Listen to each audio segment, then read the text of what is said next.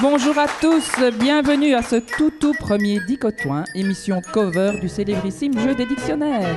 Nous sommes fin avril, début mai, plus ou moins, et déjà un tout grand merci au Centre culturel qui nous accueille dans sa salle de Trully. Merci à Johan, notre indispensable régisseur. Avec comme maîtres et maîtresses des définitions, celles que dans l'intimité nous appelons Carvipette. Bonjour Véronique. Bonjour Papy Yellow. Notre grand hurluteur des webs. Bonjour, bonsoir Thierry. Bonjour à tous, bonsoir à tous. Pour ceux qui ne savent rien faire, le samedi 30 avril, il y a un spectacle avec Fabien Beguin ici au Centre culturel. Et comme dit Xavier Losso, courage.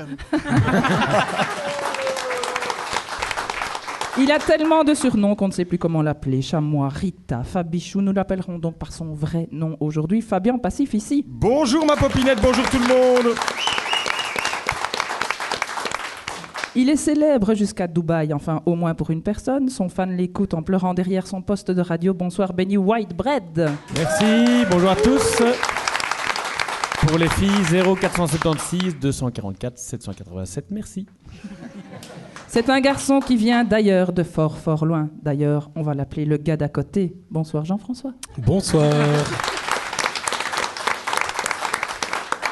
Elle est notre grande poète d'avant-Saint-Roch et raconte les histoires avec passion. Bonsoir ma petite Dominique. Bonsoir les amis. I love you, Dominique, I love you. Souriant, barbu, petit air malicieux derrière ses lunettes de garçon sérieux. Bonsoir Thomas Herman. Bonsoir à tous. Et enfin, notre dernière arrivée qui lance les mots en l'air et les rattrape tout mélangés, vous allez voir, notre grande Zaza. Bonsoir la Tudini. Et celle qui présente magnifiquement bien, bonsoir Popinette. Bonsoir. Alors, comme dans la vraie émission, nous avons une invitée de la semaine. C'est celle qui, depuis 22 ans, s'occupe des jeunes de 12 à 82 ans qui fréquentent assidûment son établissement. Elle est la seule femme à oser mettre une limite à nos excès bibitifs en nous poussant sur le trottoir avec beaucoup de professionnalisme, à savoir éteindre les lampes, tirer les tentures, couper la musique et lancer son cri fatal « Enferme !» Pour cela, elle est celle qu'on remercie en pensée le samedi matin quand, au miracle, on sait se lever. J'ai nommé Béatrice du Rapido que Thierry va nous présenter.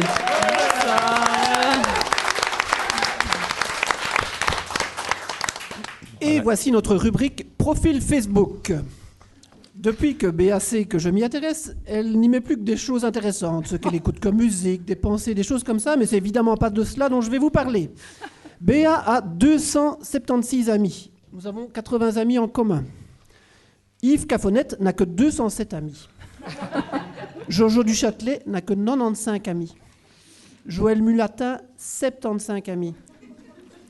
Paul Furlan et Furlan Paul, c'est un peu comme Dupont et Dupont. Paul Furlan, c'est 5010 et Furlan Paul, 2348. Je voudrais quand même signaler Marc Duboisier, que je ne connais pas, mais qui n'a qu'un ami, qui s'appelle Cécile Wallon, qui est une femme et qui adore les animaux. Ce que j'ai appris de Béa sur Facebook, c'est qu'elle est une femme, que son signe zodiacal est la balance, qu'elle joue à Pyramideville et à Cityville, dont elle a construit Béatrice City. Elle recherchait des mugs pour la Saint-Patrick, ce qui est quand même bizarre pour une patronne de bistrot, on n'a qu'à descendre en bas, il y en a plein. Elle dit stop à la flambée du prix du carburant. La shop ne devrait donc pas augmenter au rapido. Elle recherche d'urgence une cuisinière à gaz 6 becs professionnelle. Elle aime le Nescafé. Elle cherche à perdre du poids rapidement. Et elle achète des vêtements à la Redoute. Alors, je voudrais quand même signaler aussi que Internet m'a signalé que l'anagramme de Béatrice Dagnoli est le bar Décati Gênes.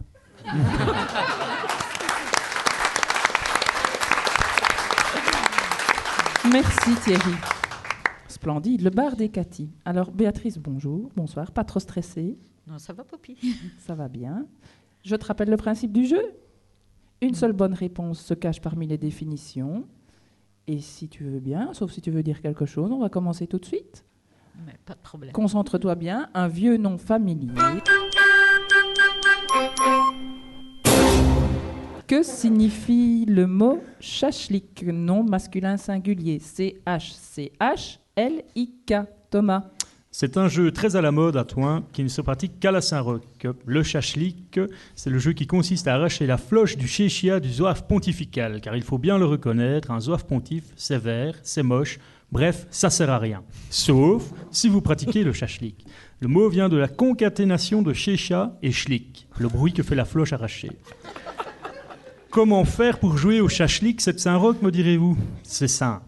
Il suffit de vous approcher d'un zouave pontifical et de faire diversion. Pour la diversion, plusieurs moyens existent. Vous pouvez payer un verre si vous aimez dépenser votre argent pour rien, pour un pontife. Ou vous pouvez utiliser une phrase annonçant un danger du type « Attention derrière toi, une sorguise !» Après avoir fait diversion, vous attrapez la floche d'un geste net et précis et vous tirez très fort. Cette floche ne vous donnera pas droit à un tour gratuit. Elle ne vous amènera ni bonheur, ni argent. Juste la satisfaction d'avoir emmerdé un pontife et cela, ça n'a pas de prix.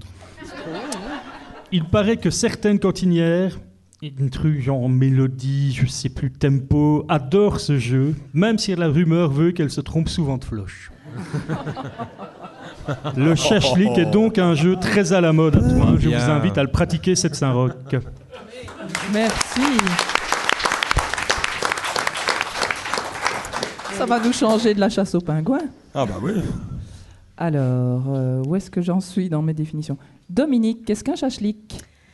Eh bien, vous n'allez peut-être pas me croire, mais je vous assure que c'est vrai, enfin presque. L'année dernière, en août, j'étais en convalescence, une mauvaise chute en en brouette.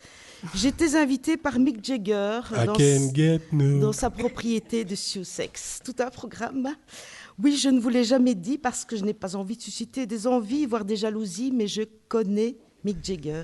Angie. On s'est rencontrés fortuitement il y a quelques années lors d'un de ses concerts à Werchter. J'étais exceptionnellement en retard et j'ai dû prendre un autre chemin que le chemin classique pour arriver sur la plaine. Je me suis perdue et je suis arrivée en plein dans le backstage. Et là, je suis tombée nez à nez avec les Stones. J'ai demandé mon chemin, ça les a fait beaucoup rire. Et depuis quand Mick a un petit coup de blues, hop, il m'appelle. Et bien sûr, je viens. Vous feriez sans doute pareil, je pense, hein, Poppy ? Je ferai pareil, l'ami. Donc j'étais chez lui, il préparait un petit barbecue tranquille, début d'après-midi, il faisait beau, la journée s'annonçait bien. Apéro, re-apéro, petite entrée dont j'ai oublié le nom, et la petite grillade qui suivait, ou plutôt qui devait suivre. On allait passer à table quand, ding-dong, la sonnette sonne. Alors Mick me dit, avec tout le charme qui le caractérise... Bullshit, fuck off. Who is that asshole who's ring when I'm cooking a shashlik? Je traduis, merde, va te faire foutre, qui est ce trou de cul qui sonne quand je cuis ma shashlik? On attend quelques instants, oui, c'est pas Mick qui va ouvrir, c'est son majordome, et qui arrive dans le jardin, tranquille? Marianne Faithfull. Notez, j'étais un peu soulagée parce que Mick m'avait dit dans son anglais rugueux qu'après le repas, on ferait une petite sieste et avec sa réputation sulfureuse, j'avais un peu peur. Non, mais c'est vrai quoi, j'ai un mari. Bon, d'accord, non, là, je suis sûre qu'il est plus jeune. Il est plus jeune. Donc, je suis soulagée de voir arriver Marianne, que je ne connaissais pas. Très sympa, super cool, la Faithfull, pas de chichi, bonjour, on s'embrasse, comme si on était de vieilles amies, et on commence à papoter à trois. Mick remet une assiette et ça discute. À un moment donné, je ne sais pas trop pourquoi, le ton commence à monter. En anglais, sans doute pour ça que je ne sais pas trop pourquoi d'ailleurs. Il commence à s'engueuler, Marianne se lève, accroche la nappe, là je pense qu'elle l'a fait exprès, renverse la moitié de la table et part en gueulant, et au passage, elle prend la bidoche qui terminait de cuire, envoie le tout dans notre direction. Mick prend une brochée dans la gueule, hurle de douleur, appelle son majordome et file se faire soigner à l'hosto du coin. Et moi, me voilà bredouille dans le Sussex, avec rien à me mettre sous la dent et personne à qui parler. Et donc le shashlik, c'est cette spécialité culinaire de type brochette, à base de viande marinée et grillée, originaire de l'Ouzbékistan et des régions connexes, c'est-à-dire explosives. Merci, Dominique. J'ai faim. Je vous avais dit qu'elle racontait des belles histoires. Fabien, qu'est-ce que le chachlik ? N'écoutez pas ces sottises, ma chère Poppy. C'est comme si je vous disais que les zouaves pontifs sont tous puceaux. Chash, qui vient de la réunion des mots français chien et chat, et lik, qui vient du mot anglais link, sans N parce qu'il n'y en avait plus assez dans le sac à Scrabble. Donc, du mot link, le lien, shashlik désigne une invention récente dans notre région. Il s'agit de la laisse pour chien ou chat en béton. Attention, quand je dis en béton, ce n'est pas comme si je faisais une pipe... On peut couper, là. Ce n'est pas... Fabien. On la garde, on la garde. Ce n'est pas comme si je faisais une pub.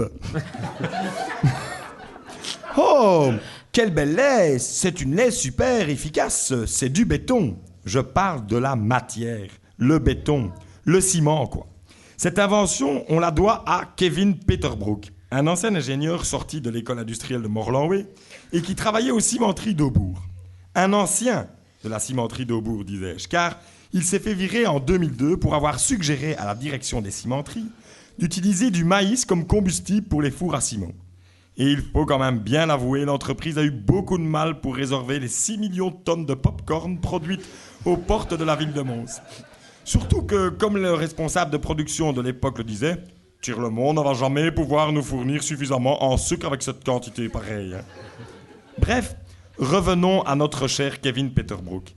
Viré des cimenteries, ce dernier décida de ne pas lâcher son amour inconsidéré pour le ciment et tous ses dérivés.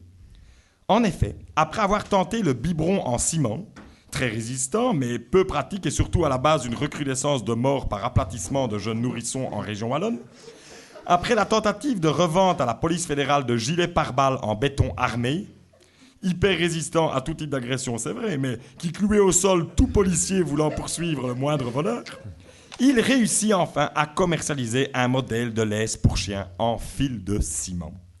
Il faut dire que certains maîtres, étant assez actifs dans le choix de noms de leur animal domestique comme Pupus, Pépette ou Poupoune, pour eux, l'achat de ce type de produit totalement inutile, une laisse en béton, pensez-y, et quelque peu encombrant, ne constituait nullement un frein. Mais, et c'est sans doute dû à son poids excessif de 45 kilos, plusieurs torticolis canins et félins, ainsi qu'une hausse des tendinites du poignet en raison de cette invention, que l'INAMI et l'association vétérinaire ont interdit la vente du shashlik, du produit après 3 mois seulement de mise sur le marché. Chez nous, en Tudigny, c'est cela qui a poussé l'invention d'un échevinat du bien-être animal dès 2006, et ça, pour nous, c'est loin d'être du béton.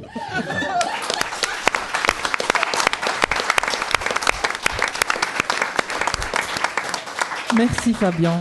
C'est vrai que quand vous écoutons, on entend quand même ce petit accent venu d'ailleurs. Oui, de Charleroi, cette horreur. À vous, Véronique, de nous dire qu'est-ce qu'un shashlik. Bonjour, ici votre commandant Siging qui vous parle. Bienvenue à bord de notre Air Crash 225 en direction de Tunis. Non, changement de destination. Nous nous dirigeons maintenant vers le Caire ? Ah, attendez, je reçois une autre info. Ah, ce n'est plus possible. Ah bon, d'accord. Tripoli ? Damas, peut-être ? Ah, non plus. Ah, bon, mesdames et messieurs, accrochez vos ceintures, nous allons atterrir dans le shashlik.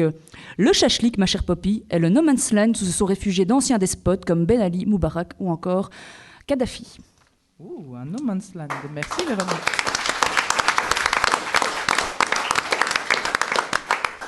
Le shashlik, est-ce que c'est un jeu qui consiste à arracher la floche d'un pontife ? Est-ce que c'est une spécialité de brochette de l'Ouzbékistan ? Plat favori de Mick Jagger ? Est-ce que c'est une laisse en béton ? Ou un no man's land pour dictateur ? Non, c'est Dominique qui a raison.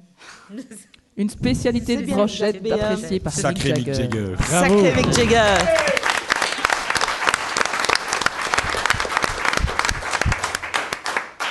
Alors, je tiens quand même à vous signaler qu'au Rapido, figurez-vous qu'au Fête de la musique, le 17 juin, il y aura un concert le vendredi, mais on ne sait pas encore quoi. On le sait déjà, mais on a oublié. Que la Turlude jouera le dimanche. Et que, comme d'habitude, c'est un week-end moule de Bouchot. Alors, ceux qui n'ont pas encore goûté les moules de Bouchot de Béatrice au Roquefort, Pas à de l'ail, Béatrice, elle les achète quand au même. vin blanc, Non, mais Bon, c'est pas du fait maison. préciser quand même. Les moules de Béatrice, elle les achète. les Comment moules de Béatrice. C'est pas les moules de Béatrice au Roquefort, c'est les moules au Roquefort de Béatrice. Non seulement si vous aimez les moules, mais les frites du jardin de Béatrice. Tout à fait, tout à fait. Je vous invite à y aller pendant le week-end des fêtes de la musique, mais réservez avant, hein, Béa. Il vaut mieux réserver. C'est un gros week-end. Eh bien voilà, on fait juste une petite pause puisque notre motard à Gibex nous fait une infotrafic sur la situation sur les routes de Thoin. Guylain Van Bardel, vous m'entendez? Gibex, oui, en direct, viaduc encombré à cette heure-ci par le glouton du service travaux. Soyez prudents, des fils sont possibles. Conducteur fantôme à la rue Saint-Nicaise, gardez votre droite. Ralentissez, route du Sartio à hauteur de l'Only for You, la curiosité ou le repérage de la voiture de son voisin à cause des fils. Et enfin, pour terminer ce point Gibex, une vache est stationnée à contresens dans la grande rue. Restez prudents. Un problème de trafic à Thoin, Gibex 0800 84 84 84. Alors dis-nous tout, Béatrice, quand même, depuis 22 ans, dans le Rapido, il a dû s'en passer des choses. Est-ce que tu n'aurais pas une petite histoire à nous raconter, une petite anecdote, un petit souvenir amusant? Un grand souvenir amusant. Un grand souvenir amusant. Oui. Donc on était au Rapido depuis pas très longtemps.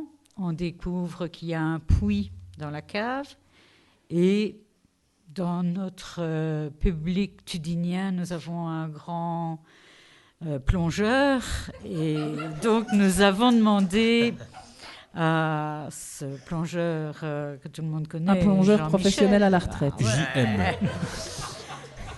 qu'il aille visiter notre puits.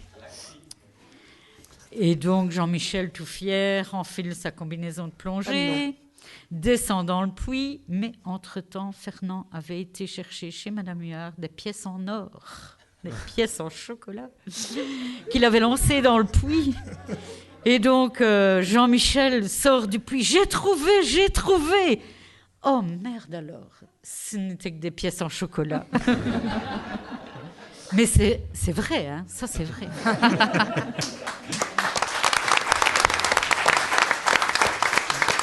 La définition, c'est qu'est-ce qu'a Jean-Michel alors? C'est la vraie définition de l'anecdote du Rapido. Alors, on peut peut-être rappeler, Béatrice, qu'au Rapido, le 7 mai, c'est très important pour tous les assidus, c'est la remise de la cagnotte. Oui. Attention, hein, les distraits, soyez à l'heure le 7 mai.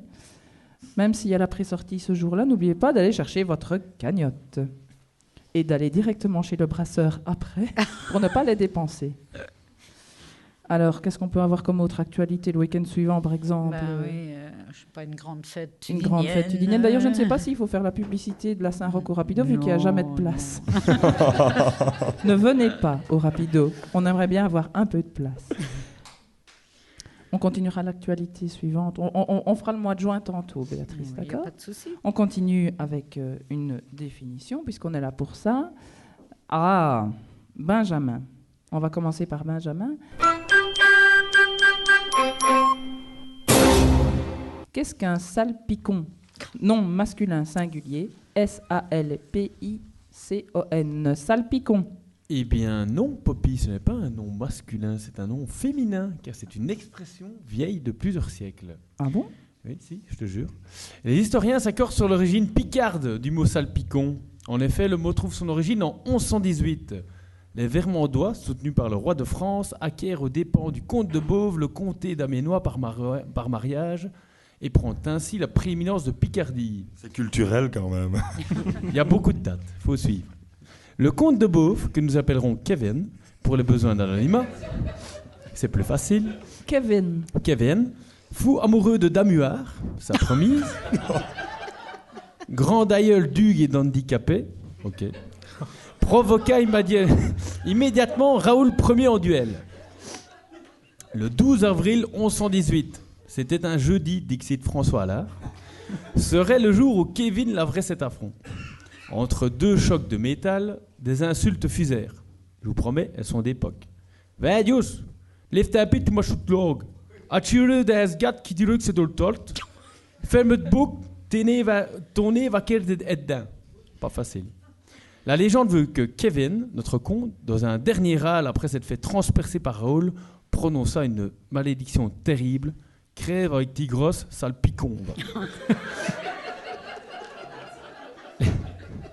L'expression est assimilée à une malédiction familiale. Damuard et Raoul moururent plus tard d'une cirrhose aiguë au relais du Canari. Transmise de génération en génération, l'expression salpicon est encore fort utilisée dans le Nord-Pas-de-Calais, la Picardie et le Tournaisis. Merci Benjamin.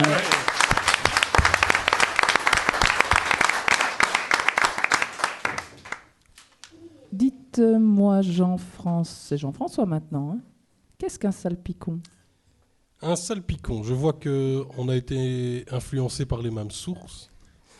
Le salpicon, ça se décline en plusieurs versions. Il y a le salpicon vin blanc, le salpicon bière et le salpicon maison. Je pense surtout à celui d'un sympathique endroit portant le nom d'un volatile jaune, situé à environ 18 pas de la frontière belgo-française. J'insiste, ça change de franco-belge. Le picon maison, goulayant breuvage à la recette tenue jalousement secrète, sonne en général le début des hostilités quand elles n'ont déjà pas commencé. C'est donc une bonne chose à boire. Une bonne chose à boire. Merci Jean-François.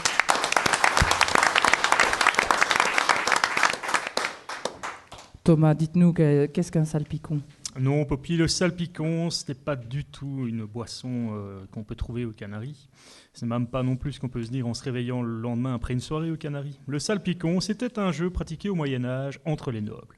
Ils attachaient un joli petit bébé cochon tout mignon à un pieu au milieu d'un terrain et ils devaient le tirer à l'aide de leurs 2 grosses boules. Non, Véro, je ne parle pas de zoophilie, hein. Je parle bien de boules de bois. Le premier qui touchait le joli bébé petit cochon gagnait la manche. Cela se jouait en 13 manches gagnantes, c'est dur à dire aussi. Il n'était pas rare que le bébé cochon meure sous l'impact de la grosse boule de bois. Ça peut paraître cruel, mais il paraît que c'était très amusant quand même comme jeu. On joue d'ailleurs encore à une variante de ce jeu à notre époque, à savoir la pétanque. Le salpicon est donc un jeu du Moyen-Âge, ancêtre de la pétanque.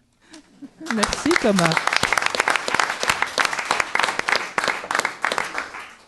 Alors Thierry, c'est quoi ce salpicon finalement? Eh bien, lors de l'enregistrement du jeu des dictionnaires à Thoin, j'avais proposé à l'équipe un petit jeu qui était retenu et diffusé sur les termes utilisés dans les marches d'entre Sambre et Meuse. Par exemple, que veut dire la dernière guérite, la dernière rangée de marcheurs dans un groupe ou le dernier café ouvert, ou qu'est-ce qu'un callback, un couvre-chef de certains marcheurs ou une sorte de kawé.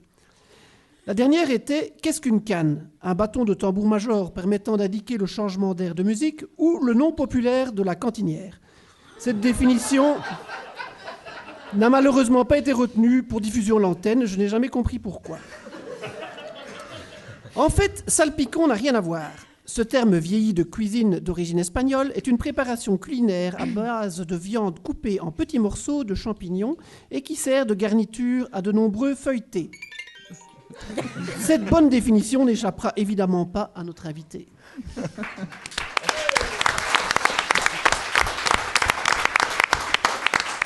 Merci Thierry. Béatrice, qu'est-ce donc un salpicon, une expression picarde et du Tournaisis? Une bonne chose à boire? L'ancêtre de la pétanque? Ou la bonne définition de Thierry que je n'ai pas eu le temps de noter? Je pense que c'est Thierry qui a raison. Bravo Thierry. Bravo Béa. C'est un sans faute, un peu plus pour l'instant. C'est un sans faute jusqu'à présent. Faute, elle est forte cette Béatrice. Elle est forte. On en apprend dans les... C'était correct. Oui, mais quand je dis elle est forte, je ne vais pas encore avoir un accès au rapido. Hein, toi, c'est minuit. Alors on dit elle est bonne. Elle est...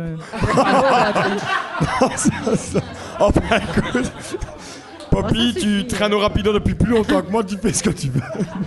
Est-ce que quelqu'un a une anecdote sur Béatrice? Parce qu'elle a beaucoup d'anecdotes sur nous, mais personne n'a jamais remarqué une attitude bizarre de Béatrice. Elle a voulu me faire fermer à 2h. Moi, je me souviens d'une fois où on est resté jusqu'à 4h moins quart au rapido.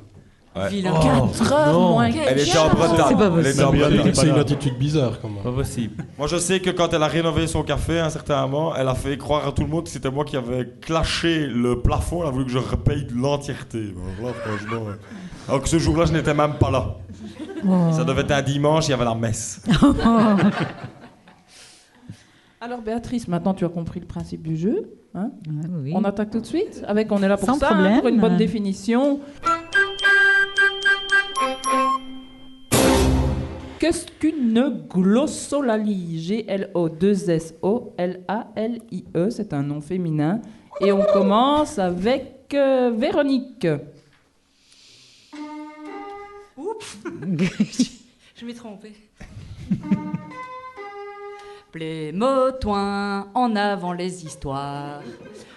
Au pays des Plémotoins, où tout le monde il est beau, tout le monde il est gentil, abordons la vie de ce cher Ignace. Je sais, Ignace, c'est un petit nom charmant, mais cela nous éloigne du sujet. Revenons-en donc à notre cher Ignace, notre bon curé de campagne. Vous ne le savez peut-être pas, mais notre Ignace local a lancé le site internet du doyenné. Plutôt à la page, le gaillard. Loin de vouloir imiter le Saint-Siège, et non, il ne nous propose pas tout savoir sur la Semaine Sainte 2011. Évidemment, ça change chaque année. Il nous propose aussi Voyage à Saint-Jacques-de-Compostelle ou Abus sur les mineurs, la réponse de l'Église, comme si elle donnait une réponse. Mais revenons-en à nos moutons. Loin de ses idées saugrenues, Ignace a juste proposé une offre d'emploi. Nous pouvons donc lire sur son site « Cherche bonne du curé pour remplacer Eulalie ». Et oui, notre Ignace se sent bien seul depuis le départ de sa bonne glosse Eulalie. Il n'arrive plus à assumer toutes les tâches de la paroisse et fait donc un appel public aux habitants de notre ville. À l'heure des Miss Plémotoin, plus proche de Barbie qu'autre chose, il aurait aussi pu intituler son offre « Cherche Super Miss pour Super Doyen ». Mais il n'en fait rien.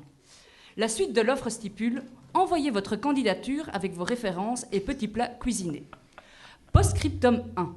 Savoir-faire la sauce rabito et les moules au roquefort est un plus. Béa, gare à tes fesses. Postscriptum 2, craque ou casse, s'abstenir. Si vous êtes intéressé par l'offre d'emploi, rendez-vous sur doyennédetoin.be. En bonus, cliquez sur la bannière Benoît XVI et gagnez peut-être un super voyage en compagnie du Saint-Père à Saint-Jacques-de-Compostelle. Donc, ma chère Poppy, la glossolalie, c'est la bonne du curé de Plémotoin, mais belle bête.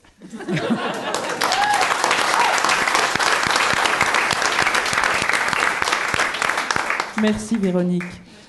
Alors, la définition de Thierry pour la glossolalie. Absolument pas, Poppy. Glossolalie vient de gloss, du produit pour les lèvres, et lalie, ce qui reste dans une bouteille de vin vide. La glossolalie est une maladie des gens qui parlent et boivent énormément. Ces gens se retrouvent entre eux tout au long de l'année, mais on les voit surtout au printemps, époque où ils reforment des couples. Ils sonnent chez vous le dimanche matin, un imprimé sous le bras. Confiant, vous leur ouvrez la porte, croyant que ce sont de sympathiques témoins de Jéhovah. Mais non! C'est l'amicale des pingouins. Ils vous proposent une petite affichette avec un chromo sympa et crac, ils vous soutirent de l'argent. Vous vous laissez avoir par la naïveté, vous croyant vous débarrasser au plus vite, mais ils s'incrustent et ne vous libèrent qu'après avoir vidé votre cave. Et il va où cet argent qu'on vous a extorqué? Est-il réinvesti dans l'économie locale? Mais nenni, ils le donnent aux étrangers, ils font venir des tas d'étrangers chez nous, et ils les paient! Des Canaries, des Écossais, des Cipayes, des Dragons, des Congolais. Attention, je suis pas raciste, hein, j'ai même un ami pingouin. Bon, faudrait pas non plus que ma fille en ramène à la maison, mais enfin, il y a des limites. Parce qu'ils sont misogynes, ils peuvent pas voir les femmes. Chez eux, tout est noir ou blanc. Jamais une chose grise. Et ils ne s'habillent pas comme nous, leurs costumes, des vêtements vraiment différents des nôtres. On devrait faire une loi pour interdire ça, comme disait Denis Ducarme. Ils ont un drôle de parapluie noir qui s'ouvre et se ferme automatiquement à la moindre goutte de pluie. Un système qu'ils ont breveté, un clip-clac, ils appellent ça. Il faut se méfier des pingouins et surtout, prof grincheux et joyeux. Joyeux, c'est celui qui veut être prof à la place de prof. Ils ont l'air sympas comme ça, mais dès qu'ils rencontrent un marcheur, ils deviennent hargneux. Comme je disais à Gaston Berthaud, heureusement qu'ils ne sont pas au commerce, ils perdraient des clients. Allez, prions Saint-Roch qui nous guérisse de la glossolalie.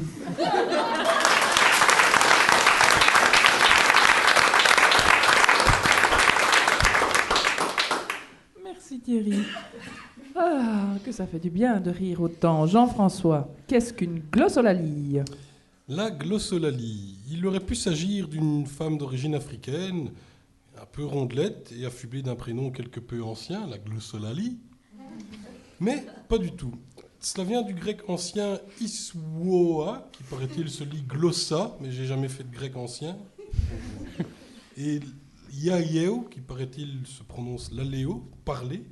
La glossolalie, c'est donc la faculté de parler ou de prier à haute voix dans une langue étrangère, totalement inconnue de la personne qui parle. On parlera alors donc de xénolalie, ou dans une suite de syllabes incompréhensibles mais revêtant l'aspect d'une langue véritable. Ce phénomène est également très naturel chez certaines personnes à certaines heures et à certains endroits. Merci.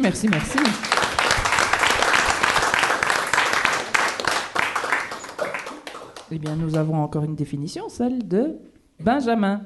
Oui, ma chère Poppy. Écoute, notre ami turluteur était pas loin avec sa maladie. En fait, tout le monde connaît la grippe aviaire, transmise par les poulets, la vache folle, maladie transmise par nos vaches, la lobite, virus transmis par les lobins.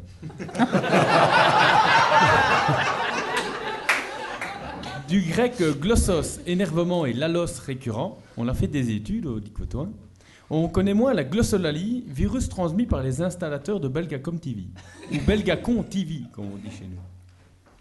Alors, ces grands gars qui se ramènent chez vous entre 10 et 18 heures, non, pas plus précis, madame, on bosse, nous, avec leur godasse dégueulasse, et dont leur première parole avant le bonjour est « Il est où le modem ?» sur un ton chaleureux équivalent à « Je vais te péter ta gueule ». Ces gars-là qui soupirent au premier nœud dans le câblage, tirent sur votre prise murale au point d'enlever le plafonnage avec les plaintes avec. Ces installateurs qui jouent avec leurs ordis dans votre divan tout en étant au téléphone avec leurs collègues. Ouais, je suis chez un client, ça traîne un peu, ouais. Sont tous porteurs de la glossolalie. Ça sent le vécu. C'est une maladie chronique. La glossolalie n'est pas remboursée par un mutuelle, faute de remèdes concrets. Merci Benjamin.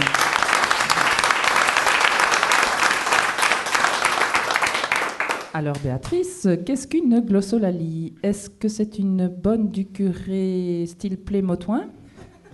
Une maladie des gens qui parlent et boivent énormément? Un mot du grec ancien qui signifie faculté de parler et prier à haute voix? Ou une maladie transmise par les techniciens de Belgacom TV? C'est Jean-François qui a la bonne réponse. Hey C'était pas facile. Béa, t'es en train de gagner une moule de bouchon chez toi-même. Tu es en train de battre le record du Dicotoin. Alors nous continuons, non pas avec une définition, mais figurez-vous qu'à Thoin, il y a, depuis la fusion des communes, d'autres villages. Il n'y a pas que Thoin. Comme les Réfosto. Il y a Gauzé. À Gauzé, il y a beaucoup de rues qui ont des noms bizarres. Enfin, des noms bizarres. Des noms propres, et on se demande un peu d'où ça vient. Est-ce que vous pourriez me dire qui était Armand Bury? Encore Jean-François. Jean-François, qui était Armand Bury?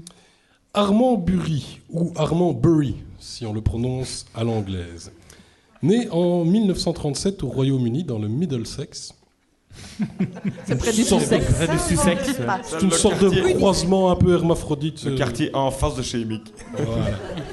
De mère française, d'où son prénom, et de père anglais, d'où son nom, le petit Armand mène une vie pauvre mais digne. Attiré très tôt par les grands espaces et la soif d'aventure, il décide de traverser la Manche non pas en mâle, ni en Eurostar, puisque le tunnel n'était pas encore tout à fait terminé, mais en barque. Et je peux vous dire que c'est une autre paire de manches. Oh là là. Il accoste donc à la panne, où après avoir mangé une assiette de crevettes grises qu'il a lui-même décortiquées, on en a plein les doigts, c'est extrêmement chiant, et bu une Rodenbach, il décide d'aller visiter l'arrière-pays, et de fil en aiguille se retrouve à Thoin, un 3e dimanche de mai. Et il découvre avec horreur que malgré une certaine agitation dans les rues, des gens déguisés faisant la fête, il ne trouve pas la moindre goutte d'alcool, pas moyen de boire un verre. Les autorités de la ville avaient tout bonnement interdit la vente d'alcool. Mais non, c'est un poisson d'avril. De noirs souvenirs remontent immédiatement à l'esprit de notre aventurier. Sa mère, devenue entre-temps marketing manager chez Madame Paul à Tarsienne, avait elle aussi été victime de la même calamité, la crise de goutte. Bon vivant, notre Armand s'en trouva fort mari. Il décida donc de poursuivre sa route en longeant les voies ferrées de la ligne 109, aujourd'hui Ravel, et s'installa à Chimay, où il est désormais alcoolique, assurant à lui seul une bonne partie de la consommation de la bleue d'à côté. Armand Bury, c'est le type que les autorités communales de Thoin voudraient faire taire pour pouvoir à nouveau exclure l'alcool des réjouissances annuelles tudiniennes. Merci.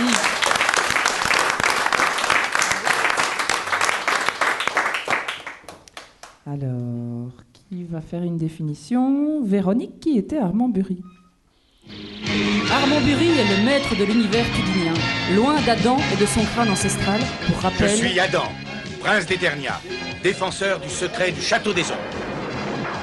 Lui, c'est Kringer, mon tigre domestique.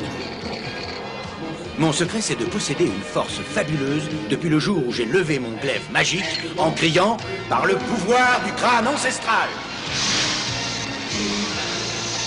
Je détiens la force toute puissante. Armand est donc le gardien de la rue Armand Bury et du Zephyr gozéen. Non pas haut comme 3 pommes à la Tom Sawyer, Armand dépasse les 27 pommes. Et selon Wiki Sheffart, notre ancien conseiller communal et wikipédien local, Armand était un forgeron de 2 mètres de haut. Était-il l'ancêtre de Denis Marlier? Ses paluches étaient tellement grandes qu'il savait prendre une brique dans la main dans le sens de la longueur. C'est d'ailleurs à lui que nous devons l'expression « taper de gueule au mur, il manque une brique ». Son fils, Henri, en a d'ailleurs usé de ses grandes mains. Quand Armand lui en foutait une, Henri faisait 10 tours dans son slip sans même toucher l'élastique. Notre Gulliver local a malgré tout été bourgmestre de Gauzet en 1932. Destitué en 1942 par les Allemands, il a retrouvé ses fonctions après la guerre et c'est son fils Henri qui lui a succédé. Merci Véronique.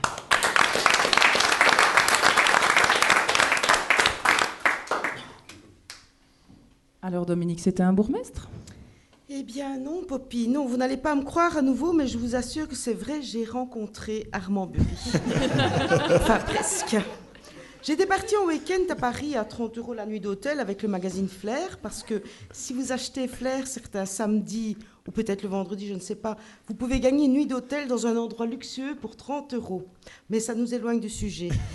Je disais donc que j'étais en week-end à Paris quand, par hasard, à la sortie d'un restaurant sur les Champs, je tombe nez à nez avec Alain Delon. Je l'ai reconnu tout de suite, et lui aussi. C'est vrai que je ne change pas. Parce que je ne vous en ai jamais parlé, mais je connais bien Alain Delon. On s'est rencontrés il y a quelques années, alors que j'étais en vacances en famille à Juan-les-Pins. On a toujours gardé le contact. Bien sûr, on ne se téléphone pas tous les jours, mais on a gardé le contact tout simplement. Donc je croise Alain qui me dit « Et alors Dominique, qu'est-ce que tu fais ici ?» Alors je lui dis que je suis en week-end à Paris, je ne lui parle pas de Flair et des 30 €, on ne donne pas tous les détails, etc., etc.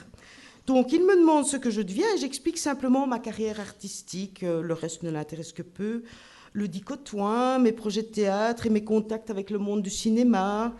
Ça me fait penser qu'il faut que je demande à Paul de rencontrer le frère de Michel Dardenne. Il paraît qu'il fait des films, tiens. Et il me dit, Alain, pas Paul, eh bien justement, je pensais à toi. Je dois aller à Gauzet la semaine prochaine. C'est près de chez toi, Gauzet. Je suis invitée par Armand Bury. Il m'a demandé pour être le parrain du nouveau drapeau de son groupe de marcheurs. Les soutifs, les bons tifs ou les bons types, je ne sais plus exactement. Alors je lui dis que ça ne sera pas facile pour moi. J'ai une semaine chargée avec mes projets artistiques. J'ai vu Alain la semaine dernière. Et mon rendez-vous avec Michel Dardenne et tout ça, je ne lui parle pas des lessives, du repassage, faire à manger tous les soirs et du gamin aller rechercher à l'entraînement du foot, le mardi, le jeudi. Oh, le jeudi, merde, le gamin. Alors, on s'assoit un peu à la terrasse. Alain commande un peu de champ. Du champ au champ, ça fait drôle. On discute, on ne voit pas le temps passer, ni le champagne. Et moi, Alain, c'est une façon de parler. N'allez pas croire que... Bon, j'ai un mari. Bon, d'accord, il est moins beau, quoique, mais il est plus jeune. Enfin, je crois. Alain, donc, se prend une tamponne de Dieu le Père en plein milieu des champs et ivre-mort, il me dit, Dominique, pour réussir au cinéma, c'est simple... Il faut, et il tombe la tête sur la table et commence à roupiller, à ronfler comme un cochon. À quoi ça tient une carrière, n'est-ce pas? Donc Armand Bury, c'est le zouave soutif ou bontif, ou je ne sais plus quoi exactement, qui a brodé le nouveau drapeau dont mon Alain est le parrain. C'est vraiment très chiant à faire et c'est pour ça qu'il fait la tête en marchant.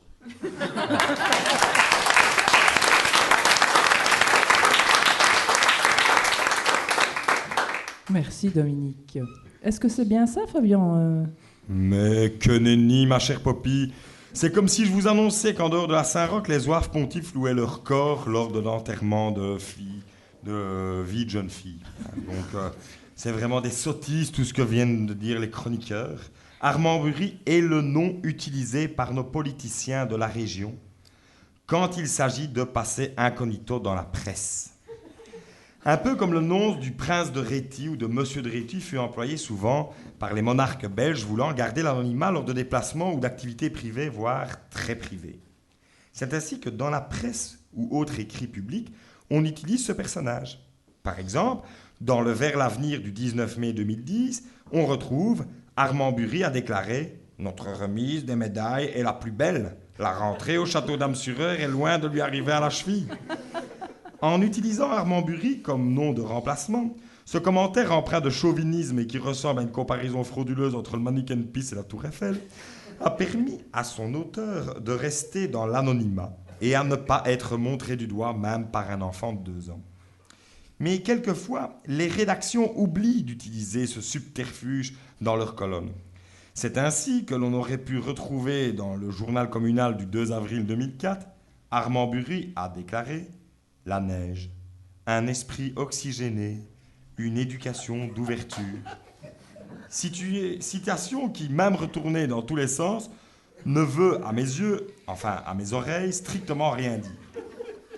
Vous voyez bien que cela aurait évité à son auteur, monsieur P.B., d'être reconnu. Toujours pour ce dernier, P.B., il aurait été utile que la DH, d'octobre 2007, puisse utiliser le mot d'Armand-Bury, puisqu'on retrouve, Armand-Bury précise, la culture, ce n'est pas que de la confiture. On en a beaucoup à faire partager, et notre devoir est bien de l'étendre, notre culture. Je vous propose de réécouter une deuxième fois cela, parce que franchement, à ce jour, j'ai toujours pas compris. Mais, au-delà de l'évitement du ridicule phrasé, il semble que quelques hommes politiques et autres ont voulu abuser de ce nom d'emprunt afin d'éviter les ennuis. C'est ainsi que, concernant JCVC, l'ancien empereur de Charleroi, on trouvait dans la nouvelle gazette du 6 septembre 2000, Armand-Bury, en visite à Charleroi, compte sur les services communaux pour réparer la chaudière de la piscine de Roc-en-Brune sous contrat bénévole. Cela aurait évité aux enquêteurs de la brigade financière la perte de vue en 2005 d'une chaudière vers le sud de la France. Ou pire, dans le standard de ce lundi, on pouvait lire « Moi, Armand-Bury, je jouais juste au docteur Maboul dans cette sacristie avec mes neveux. » Et pour ceux qui pensent que l'on ne peut pas rire de tout, contrairement à moi, ils n'ont qu'à se dire que c'est Armand-Bury qui vient de faire sa propre définition. Oh. Quand tu parles de PB, tu parles de PB, BFF Oui, c'est ça. Oui. Donc, qui était Armand-Bury? Est-ce que c'est un type que les autorités tudiniennes voudraient faire taire? Est-ce que c'est un ancien bourgmestre de Gauzet? Est-ce que c'est un zouave soutif qui a brodé le drapeau dont Alain Delon est le parrain? Ou est-ce que c'est un nom d'emprunt? J'hésite. Tu hésites, Béatrice? Ah oui, t'as oublié, Thierry. Oh non, Béa peut une fois se débrouiller toute seule. Bah allez, on va dire le bourgmestre. C'est bien le bourgmestre, Béa. Encore gagné, Béa, encore gagné. On a 3h30 là, pour le matin. Alors, je profite de cette interruption entre deux définitions pour vous rappeler, pour vous annoncer que du 25 juin au 21 septembre aura lieu une exposition d'art, un parcours d'art actuel qui s'appelle Fluide, qui a déjà eu lieu sur notre entité il y a 2-3 ans. Très très beau. Très très beau. Ça passe tout seul, c'est assez fluide à regarder. C'est fluide. Je vous invite à venir. Et on peut aussi reparler de l'actualité du Rapido, Béatrice, puisque le 2 juillet, une soirée tropicale au Rapido. Comment? Il y aura des moules de bouchon. Avec Sono. Avec un soutien-gorge en noix de coco pour Béa. Tu pourras même venir danser.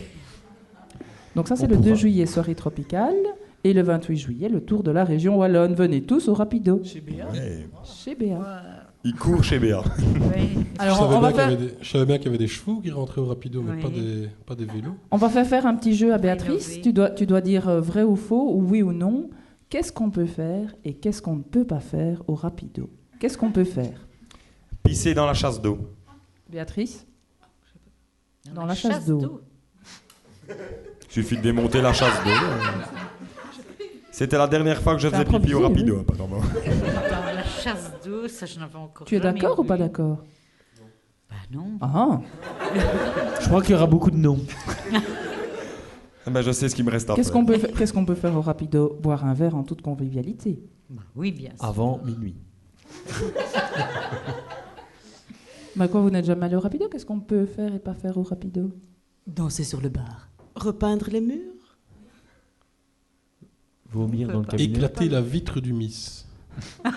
Ça c'est déjà fait, ça? Oui. Fumer des gros cigares. Accidentellement, on peut le faire. Fumer des Gros cigares. fumer des gros cigares Dans la cour. dans la Ah, cour. bon. On ne Lancer peut les pas cartes. fumer dans le Pas rapido. dans- Lancer des cartons de bière partout. On peut le faire. On peut le faire. Payer son compte. Oui. On peut le faire. Laissez Michel Dubois au bar. Torturer le chat. Non. On ne peut Il y a pas un chat faire. On peut pas faire. Embrasser Béa parce qu'elle est gentille. Ah, oui, on peut le faire. On peut ça. Lancer des pièces d'or dans le puits. On l'a fait. Faire une copie de la clé d'ouverture pour qu'on puisse aller à n'importe... Non, ça ne peut pas. Faire le DJ toute la soirée. Rentrer après 2h du matin? On ne peut pas faire. Ne jamais aller au rapido une fois de sa vie. Ça, on ne peut pas faire. ça. Ne pas rentrer dans les toilettes avec une rousse. Surtout quand elle a une perruque sur la langue. C'est super. C'est là qu'on va changer de petit jeu. Merci, Belly White Bread. C'est super ton jeu, on peut continuer. Alors, une petite définition. On va choisir un verbe, le verbe toupiner, T-O-U-P-I-N-E-R. Ah ben, on en parlait justement il y a 2 heures. On vient d'en parler. Zaza. Il était une fois, au nord de l'Écosse, sur l'île d'Oy, un petit village où ses habitants vivaient tranquillement. Ils étaient tous très heureux. Au milieu de ce peuple, un homme avait un travail très très sérieux et très très chouette. Il lui permettait aussi de voyager énormément dans toute l'Europe et non même dans le monde entier. Mais c'était un homme un peu spécial, car après tous ces voyages, on avait remarqué quelque chose chez lui. Il voyait toutes les choses par deux. Tout d'abord, il s'était fait construire 2 maisons, une au nord, une au sud. Une pour l'été, disait-il, et une pour l'hiver. Il avait 2 chiens, évidemment, un dans chaque maison. Il avait 2 voitures pour aller au nord et au sud. Et il avait aussi 2 femmes pour chaque maison, bien sûr. Et quand il allait boire un verre au village, il commandait toujours 2 sandwichs et 2 bières, ce qui faisait en anglais 2 sandwiches and 2 pint.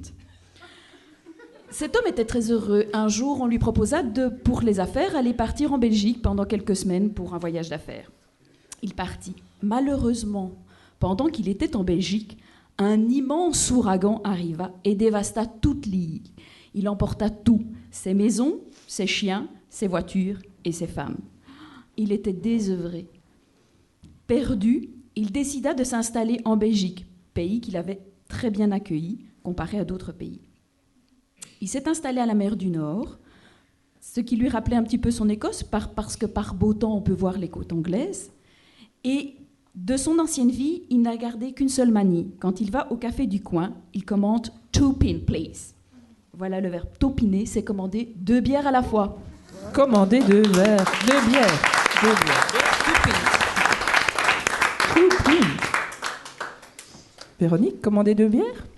Absolument pas.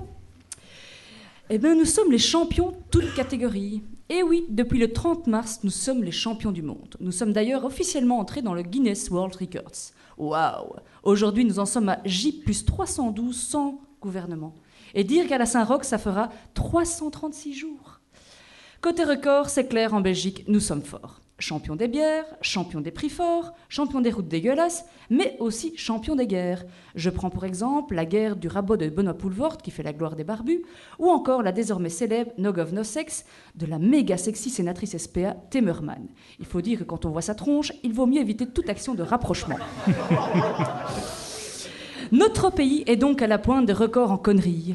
À côté de la révolution des frites et des places des frites, c'est le journal flamand Het Nieuwsblad qui détenait le record avec son jeu Konijn Klein Saboteur. En français dans le texte, Saboteur Royal. Ce jeu dépasse tous les seuils du surréalisme. Autant le dire, il est con et stupide. Au début, vous choisissez votre personnage. À gauche, Elio, à droite, Bart. Le but du jeu est d'empêcher que les dossiers arrivent dans les mains d'Albert II au Palais Royal. Pour tout piner le parcours, Elio balance des nœuds papes et des lunettes et Bart des cuisses de poulet, des frites et des hamburgers. De toute beauté. Le champion est Hans avec 1710 points. Il est fort, ce Hans. Personnellement, j'arrive à un malheureux 94. Enfin, voilà quoi. Je disais donc que Het Nieuwsblad détenait le record, car depuis mardi, il est détrôné par une vente sur eBay. Eh oui, une vente sur eBay. L'objet de la vente, la NVA. Le pseudo du vendeur, Elio Joel & Co. Prix de départ, 1 €. Après 41 enchères, le lot s'est levé ce matin à 10 millions d'euros. Le vendeur précise que les frais de port sont gratuits et les retours refusés. En prime, le meilleur enchérisseur se verra offrir un gaufrier neuf. Et c'est réel, les gars. L'enchère a été clôturée ce matin par son vendeur, mais je vous invite à taper New Vlaams Alliancy sur eBay et de lire quelques commentaires. C'est truculent. Donc, tout piné Poppy, c'est s'envoyer des crasses à la tronche pour éviter d'avoir un gouvernement. Merci, Véronique.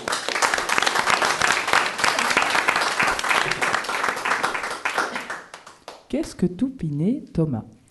Connaissez-vous le Charleroi Adventure City Safari? Il s'agit d'un safari urbain. Vous montez dans un bus et vous découvrez les endroits les plus tristes de Charleroi. Là où la mère de Magritte s'est suicidée, la maison de Marc Dutroux, le métro fantôme. Vous grimperez au-dessus d'un terri et vous terminerez par le quartier de la ville basse, où il n'est pas rare de voir les prostituées toupiner autour des poteaux électriques pendant qu'elles tapinent. Toupiner, c'est donc tourner à la manière d'une toupie comme une prostituée de Charleroi.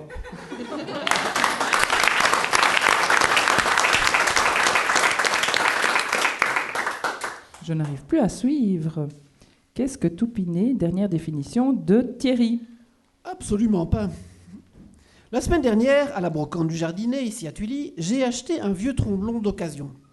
Je le ramène à la maison, et comme il est assez crado, je sors le sidol.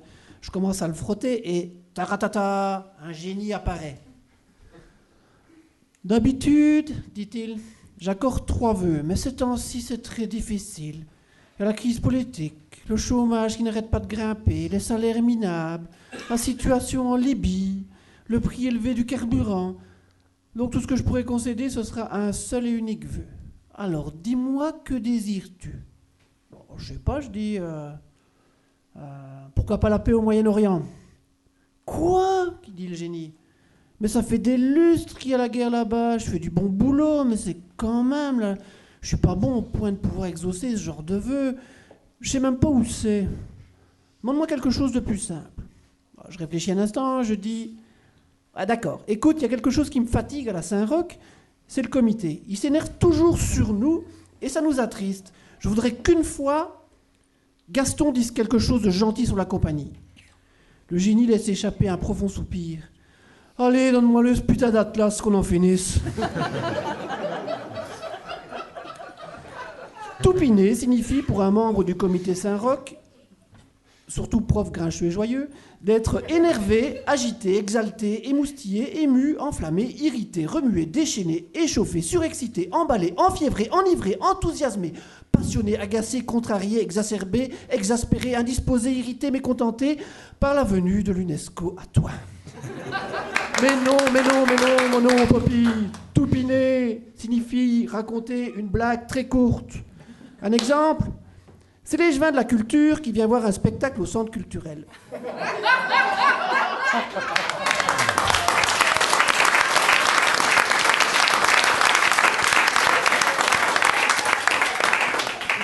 Merci Thierry.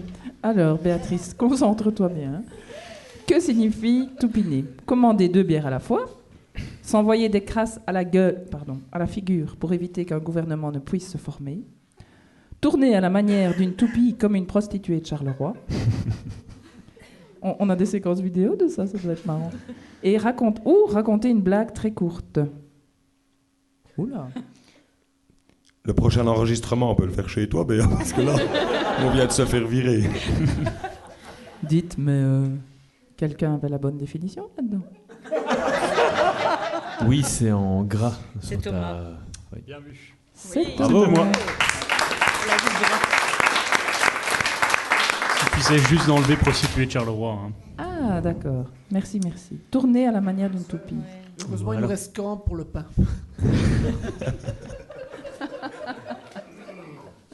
Merci, merci. Un petit jeu, Fabien? Oui, un petit jeu, c'est parti. Ça va vous demander quelques souvenirs, une culture générale. Je sais que je peux compter sur vous pour une fois que c'est moi qui fais le jeu. Sinon, j'aurais pas eu de réponse. Eh bien, en fait, vous allez devoir trouver qu'est-ce qui s'est passé à un anniversaire de la Saint-Roch. Donc, c'est très simple. Première devinette. Nous fêtons le 300e anniversaire du culte de Saint-Roch. Ça va? Donc, vous imaginez quelle date on est plus ou moins, quelle époque. Qu'est-ce qui se passe à cette date-là? 300e anniversaire du culte de Saint-Roch. Naissance de John Travolta, acteur américain. Du 7 au 12 octobre, incendie à la centrale nucléaire de Windscale. Je viens de le découvrir.